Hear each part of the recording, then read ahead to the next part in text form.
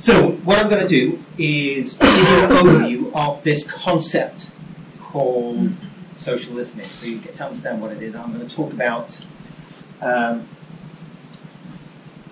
platforms that are available, the legal and ethical implications, because actually that was quite a big thing that was debated yesterday, and I think it's important for us to understand the implications of that. I'm going to show some example outputs with the platform that I'm affiliated to, and then I'm going to talk about the internal and external structures that you should adopt, and that's very, very difficult or interesting for pharmaceutical companies, because in the FMCG sector or sectors which have direct communications with clients, it's a lot easier. So we start off with the concept socially. What is it? It is essentially a subset of another concept called netnography, focusing just on the social media side. And it allows you to analyze, monitor, and review posts, conversations associated with keywords, brands, and/or people. Now, there are two aspects of this social listening that you should think about. There is the tactical, and then there is the strategic. I'm essentially going to focus on the strategic, because the tactical is one that requires you to really engage with the whoever's talking to you. And what really should happen is that if you've got any sort of social media platform, you do need to have some sort of tactical engagement or tactical social listening.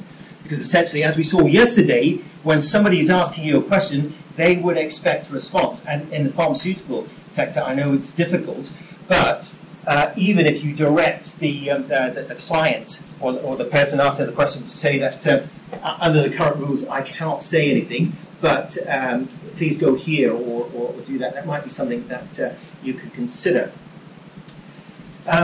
The strategic level is one that is probably better suited to the pharmaceutical level, because again, there are two elements. One is active and the other is passive. At the strategic level, you can be passive, so you're just listening. You're a voyeuristic approach. You're just looking at what they're talking about, and you can make quite a lot of decisions based on what's out there. So it is an important strategy to employ, tactic to employ, process to employ, but it is difficult. And what I hope to do is give you a bit more insight into how you can best utilize this concept, so that you and your organization can get better insight into what's out there. Now, we saw some slides yesterday from Paul and I think it was Nick, looking at quite a number of matrix, and two of the points I highlighted here, and there were some points highlighted yesterday, was that the big data, the sheer volume of tweets, the sheer volume of posts, the sheer volume of videos that are out there. How do you analyze that all? That's really, really difficult to do. And the concept of social listening these days allows you to look at big data, allows you to look at the information, and to come up with some reasonable conclusions, some reasonable ideas about what you should do with this. And this is why it's really, really quite important.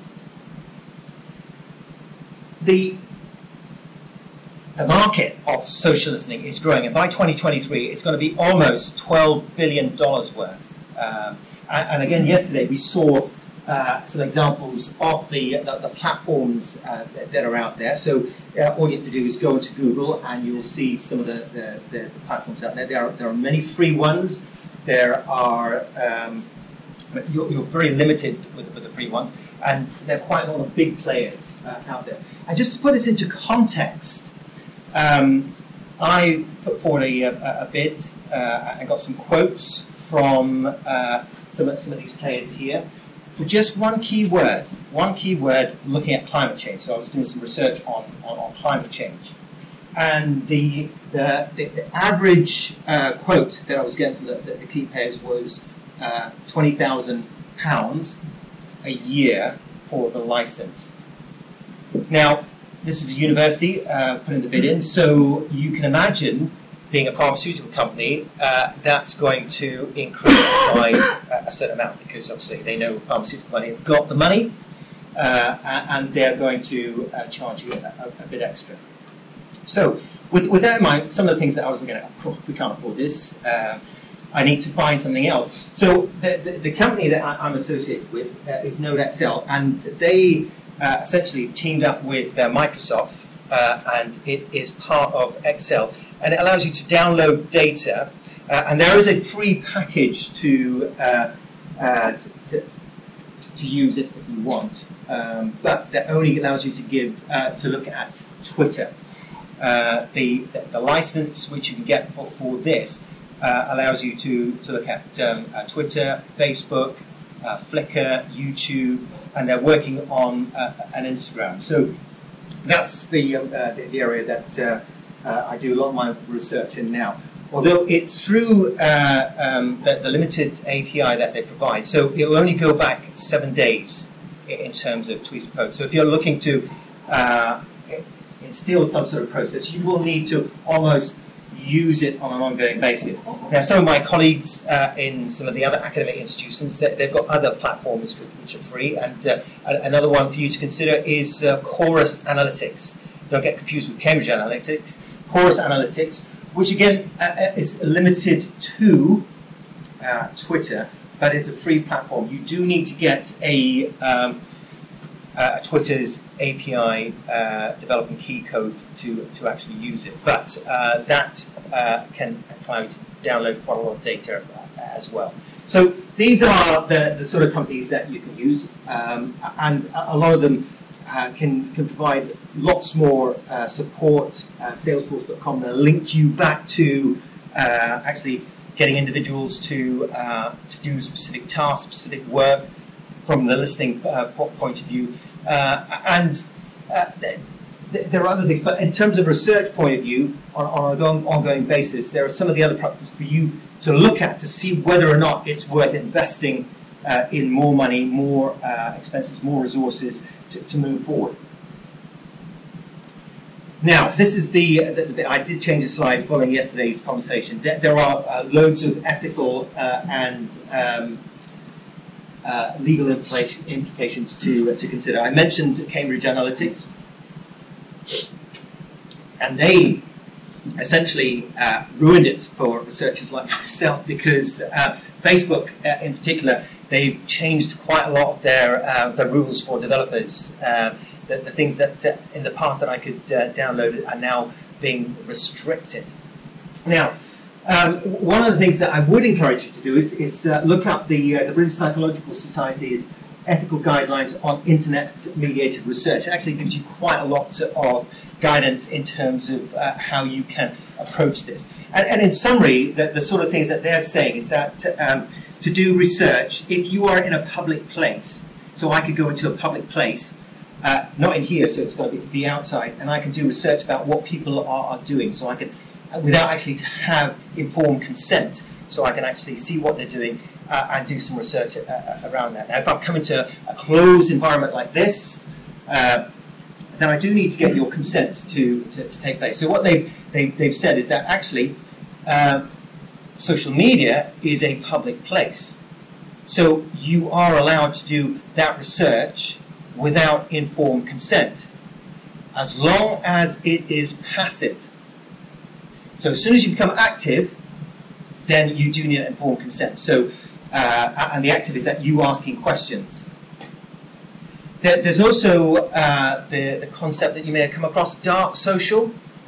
So dark social is essentially social media platforms that are blocked with keys. So essentially all your Facebook friends are in this dark social sphere. Don't get confused with the dark web. Dark social is essentially, it's blocked by some sort of password. So like my normal company Facebook page, that's open, but essentially the dark social is that covered in an area that is essentially password protected, as long as the privacy settings are in place. WhatsApp is another a good example of dark social. If you're going to that arena, you do need to get consent, going on to some sort of forum, Mumsnet or Diabetes UK forum, you do need to get permission to actually do research in that, because those individuals are thinking that that's not really for the open sphere, it is with a limited arena.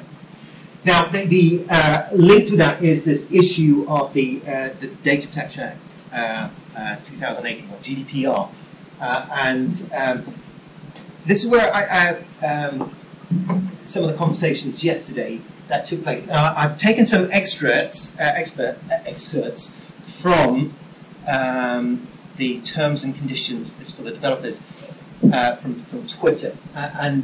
What they're essentially saying is that the API, which is the application planning program interface that allows you to get the data from, allows you to copy reasonable amounts of that and display it sort of like in your arena. So they're giving you permission to do that. Now, some of the other research I do is doing web scraping using things like Python. Now, I wouldn't be able to legally actually present that with the data because I'll be infringing their terms, because that's not through their specific API. So all these big organizations still have APIs in place, and actually they make their money as well, because they'll have different levels through the social listening platforms that we looked at before. So they have to pay them to actually get data to use. So that's one of the things that you should consider. This is a bit of a dilemma, actually, because one of the things that you can target and segment and profile individuals except on issues related to health and or pregnancy. But actually, when any of you tried doing promotions on Twitter, you will have seen that actually you could type in diabetes or whatever. So there's a little bit of a dilemma. I don't know whether Twitter missed that out or whether they're just stopping the external developers from doing this. So that's something that you need to consider. Now, in terms of profiling, do look at Article 22 of GDPR, because that section there specifically covers how you profile, or how you can get the information that you get from social media to come back and or segment your marketplace to ask them questions or send them bits of information. And what they're actually saying is that you can do this. GDPR allows you to do this as long as you've got informed consent. And legally, it might not be ethically or morally correct, because they've all changed their terms, and you tick the box to say, yep, I'm happy with that, you can get it. And actually, if you think about it, that's how they make their money, the advertising and the work that these social media sites are doing with the developers. That's what they want to do, the advertising that comes in. So they cover themselves that way there. So it is legally acceptable to do that. And the big companies have all changed their profiles, so they've all got head offices, European head offices, all based in Ireland. So Facebook, Twitter, LinkedIn, they've all got their organised, and they have their data controllers, or the Information Commission Officer, based there as well. Now, what's going to happen when Brexit takes hold? I don't know, because Ireland is not part of the UK. Is that going to be an issue? I don't think the government's really thought about that, but we'll have to watch this space. One of the things that you do need to do if you're moving outside the area is get the user's express consent before you do any sort of republish content out. So if I'm doing the web scraping or doing something outside, I do need to get out. But because it goes through the API, then you don't need that. That's the other thing to bring. So that's in their privacy control term on their terms and conditions. So why is social listening so important? I've got this GIF here, which sort of demonstrates what's happening in the social media sphere. These are the likes of you and I, Dual Public out there, and then these nodes are going all over the place. And this is the flow of information that's taking place. And we need to be able to actually look at all that and say, what does this mean? And just to do another analogy, this might make it a bit more clearer. We want to try and find out or see the wood or the woods from the trees. So we're looking at this. This is an example of the social media sphere that you're looking at. I want to be able to say, right, what's happening here? Why are they congregating around here? Why are these people over here? And you can do that when you do social listening, because the process of procedures in place will allow you to pick out those individuals in that particular group. Are there differences? Are there clusters? You can't see that by just looking at the picture as it stands. So when we look at social media, or we're doing this concept of social listening, there are a number of, or three areas really, that we can focus on. We can look at the numbers, or we can look at the words, but then there's big data. So as an example, a piece of research I've been doing over the year was looking at drink driving, how social media was used to reduce drink driving. So with the key terms, don't drink and drive, in a 24-hour period there was 70,000 tweets and retweets, 70,000 tweets and retweets and replies. How do I look at all that bit of information? That's quite difficult, and I'll come on to possible solutions to that in a second. So we'll look at the numbers. Can numbers alone give you a picture of what's going on? So we look at this piece of Lego, 717 pieces. That's going to, and another box here, 717 pieces. You think, oh yeah, numbers are the same. What does it mean? And actually, when you look at the things that they're producing, it's something totally different. So the numbers don't actually relate to what you might think the outcome is going to be. And there's another bit about numbers, Anscombe's Quartet. So this will help with any arguments against financiers or statisticians. The numbers on their own don't always, again, as we saw in the previous slide, don't always give the full picture. So we hear 4 columns, all sets of numbers, and when we do the average and the standard deviation, X and Y, they're all the same. So the average or the mean is 9, standard deviation 3.3, and you'll see that they're all the same. So you think actually getting the numbers and doing some statistical analysis, that they're all the same. But when we produce that graphically, they're totally different. So you do need an image to support the numbers. So numbers on their own don't always give you the output that you should, or you think you would be useful. What about words? Words, this is the difficult bit, and actually even harder is going to be images and videos. One of the things that I use to analyze words is a concept called topic modeling, and this is a little bit of machine learning, looking at the themes, the key themes that are being said. It's a little bit like sentiment analysis, but as we heard yesterday, that doesn't always give the right picture. So as an example, if I were to say, this is sick, I don't like this, or this is sick, as it were, that's totally different to me saying, this is sick! You know, but actually when you're reading the words, you don't get the annotation. It doesn't pick up the irony. So the words can be slightly misleading. But the topic modeling at least gives you the themes that are out there, so you can get an idea of what people are talking about. I don't have that much time to go through that in detail today, but again, there are platforms out there that allow you to actually do topic modeling for free, as it were.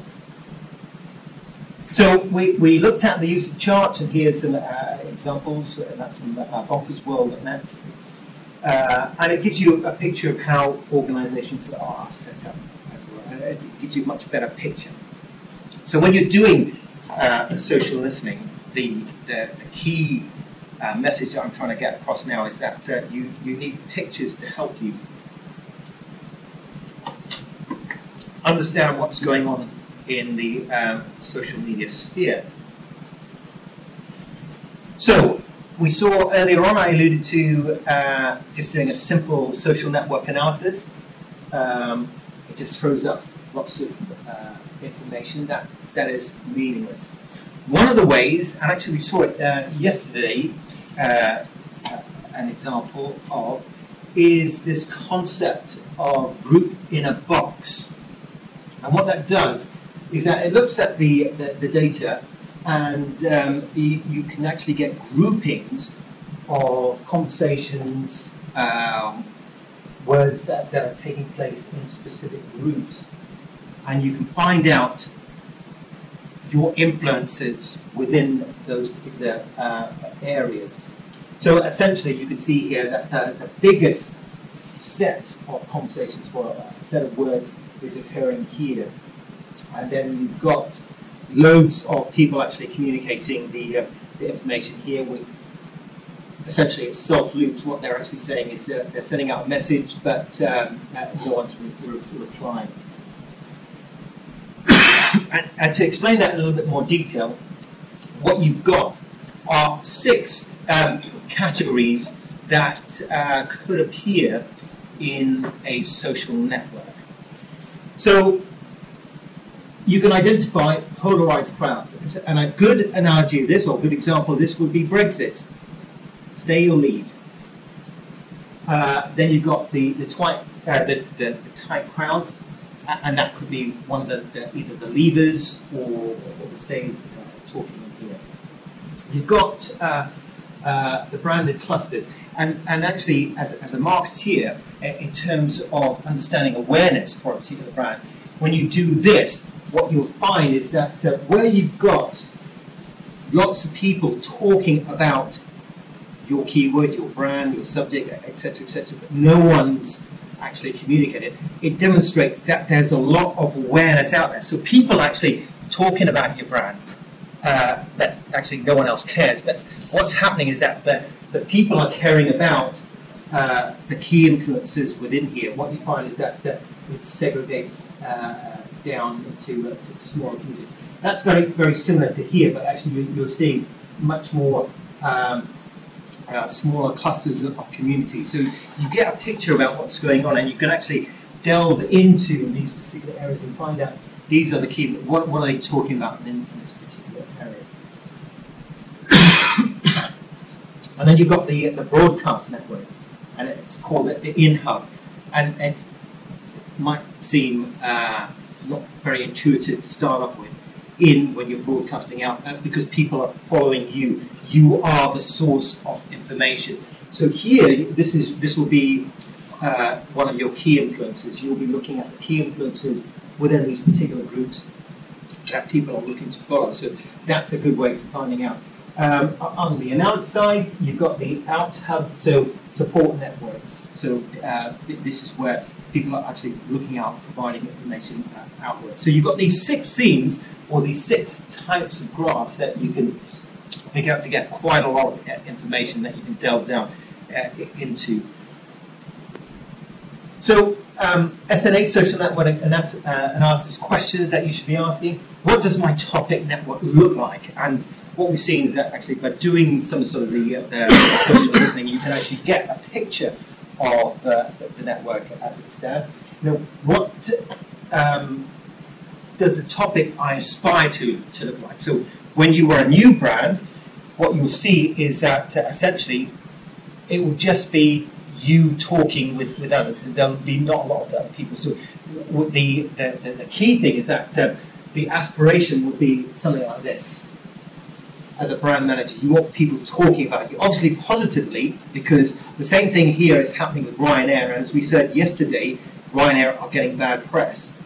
But the social listening process will allow you to actually try and do something about it. What's the difference between 1 and 2, and how does it change? What does your hashtag look like? Who are the mayors or your influencers, essentially? That's what you're looking to find.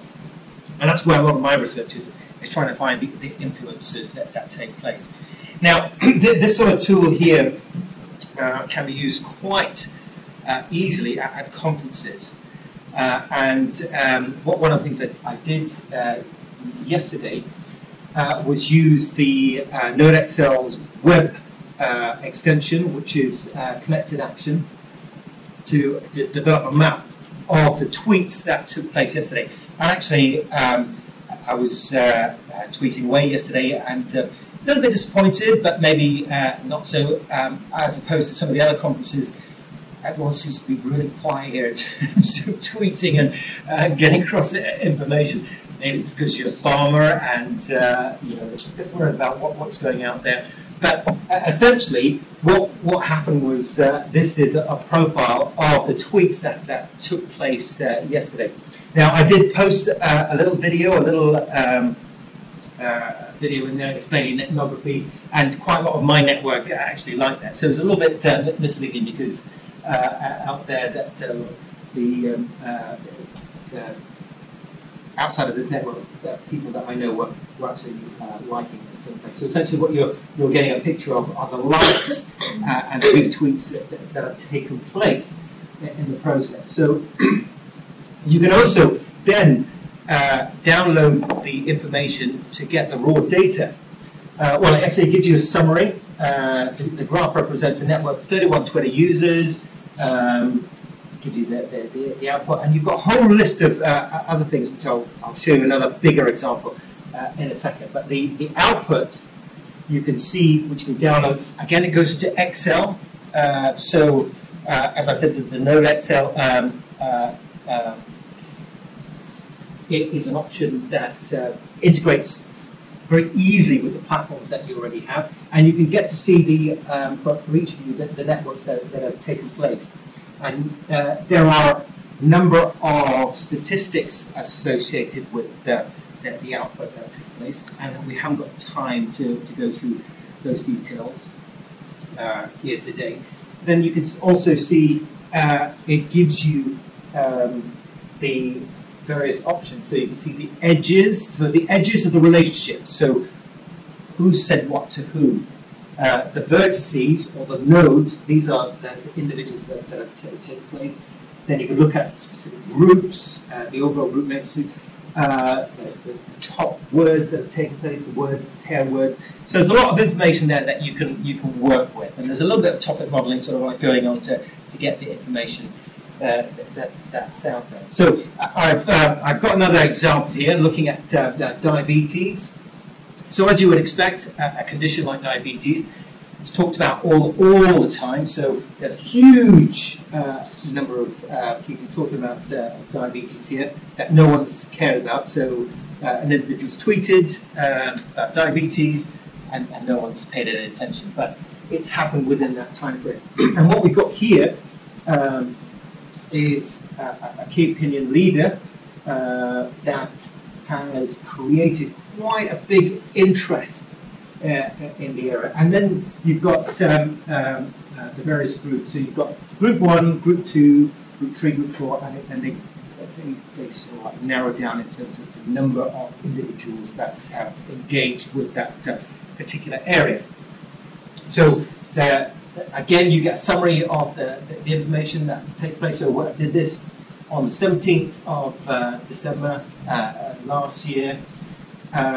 You get the number of vertices or nodes or individuals, unique edges, so relationships that have taken place, whole of the day. And there you can see the key elements. Even actually Donald Trump's got things. He's actually said something about diabetes at some point. It was in one of the smaller groups, but because he's got so many followers, he fits into the top 10 influencers in this category. So you can think about maybe contacting these individuals. You get the key URLs that have taken place in there, and then it goes down by the various groups, so you get to understand what's happening. The keywords that have taken place. So there's a whole lot of information. And if you go on to or look for the Node Excel gallery, there's a whole list of items. And if you search for pharma, you can get a lot of information about the various disease groups or people that are associated with some sort of pharmaceutical output out there. And as I said, so for you as individuals, if you're going to a conference and you want to be passive, you can quite easily get this set up and look at the hashtag that they associated with that particular conference. Just do the search and the first day and the second day, or at the end of the conference, and you can get all the information delivered to you, so that you can analyze in Excel. So very, very useful tool to use, and really simple. I'm sort of going to finish now on the final element about how you structure your social listening process. And the example I've got here relates more or less to an FMCG company,